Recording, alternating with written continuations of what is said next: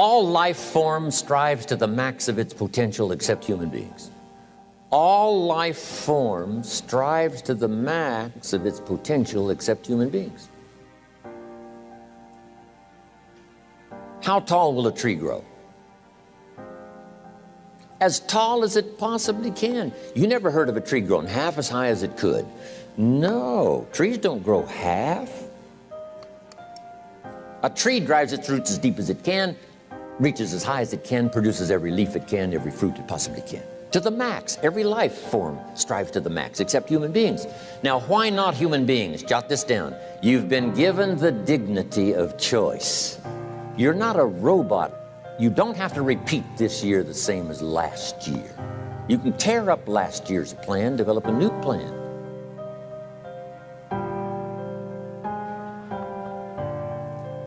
So, the dignity of being a human being.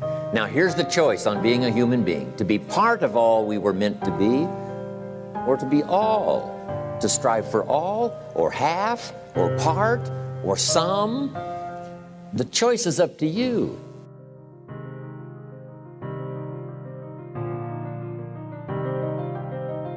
Life is not just the passing of time. Life is not just the passing of time. Life is a collection of experiences, their frequency,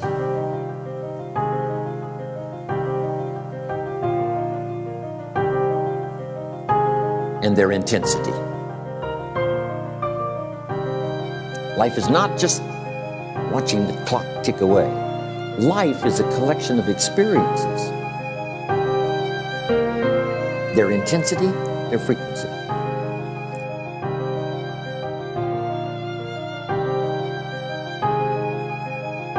When should you start the day? As soon as you have it finished.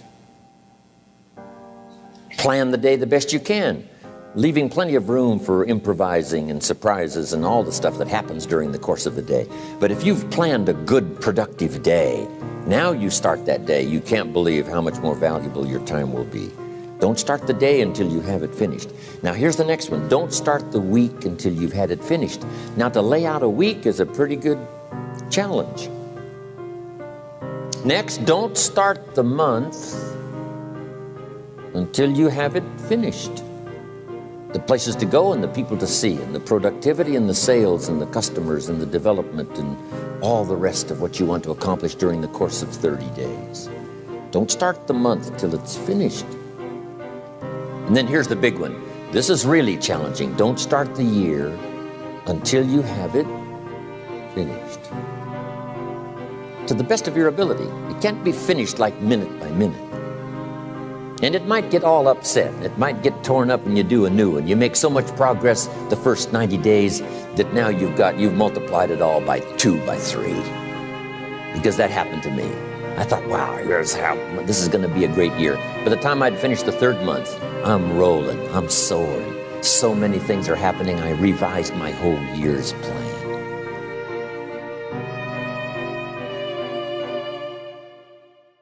I got better. I got better day by day and week by week and month by month. And I'm asking you to do the same thing until you can develop a long arm and a long reach.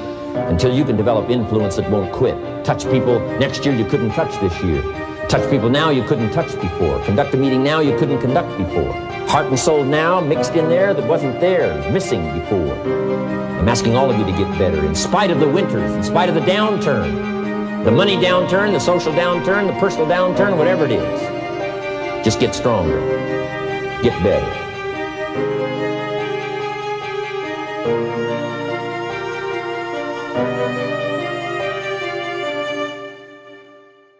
I'm asking you to drive worry into a small corner. You gotta worry some. All this negative stuff serves some purpose, but the key is for you to be the master, not the servant. Here's what I'm asking you to do. You be the master of worry. Drive it into a small corner. Don't let it loose. And I'm asking you to go home with some new faith and some new courage. I'm asking you, don't worry. Drive it into a small corner. We've all got concerns, and sometimes we all wonder, And sometimes there's a little crack of doubt. We worry a little, but I'm telling you, drive it into a small corner. Drive your worries into a small corner. Enemies of the mind you got to do battle with in the summer. One is pessimism, that tries to get you only to see the negative side. Of course, there's the negative side. Life is part negative. What else is new? If the glass is half empty, it is half empty. You say, well, I've been only taught to see that it's half full. Well, sure, it's half full. But it's also half empty. I mean, can't you handle that? I mean, that's not too difficult. But here's what pessimism would try to get you to do. Believe that it's only half empty. And when pessimism comes to your mind, you've got to educate pessimism, because pessimism is stupid. Pessimism tries to get you to believe that it's only half empty. Of course it's half empty, but it's not only half empty. It's also half full. I'm asking you to be in charge. Be in charge of your own mind. Be in charge of your own destiny. Do battle with your enemy. Do battle with your enemies. Take sword to your enemies. Whatever's going to destroy those values, take sword to it. If it's worry, take sword to it. If it's threat, threaten back. Take your harvest and all that comes your way with full responsibility. Don't complain.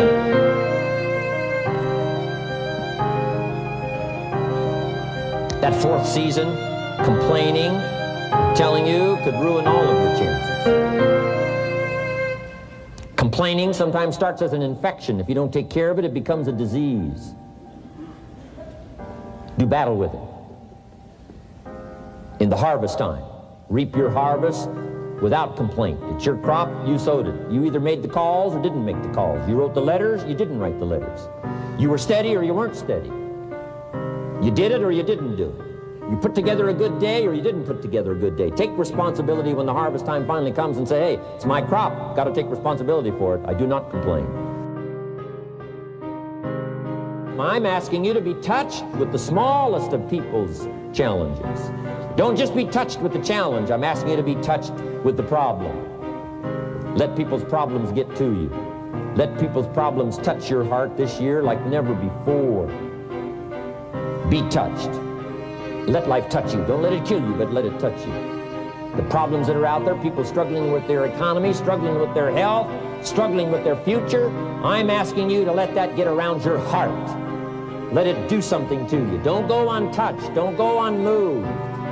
When you walk out of here, open yourself up. Don't build up the walls. The same wall that keeps out disappointment keeps out happiness and opportunity. Take the walls down. Let yourself be touched by what's going on out there. Let sad things make you sad, as well as happy things make you happy. Let your heart get touched.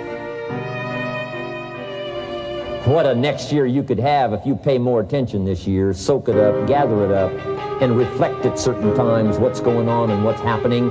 And this year will take a more powerful place in your experience. People will not believe the words you've chosen. They will not believe the heart and soul that you've mixed with words. They won't believe the power you've got.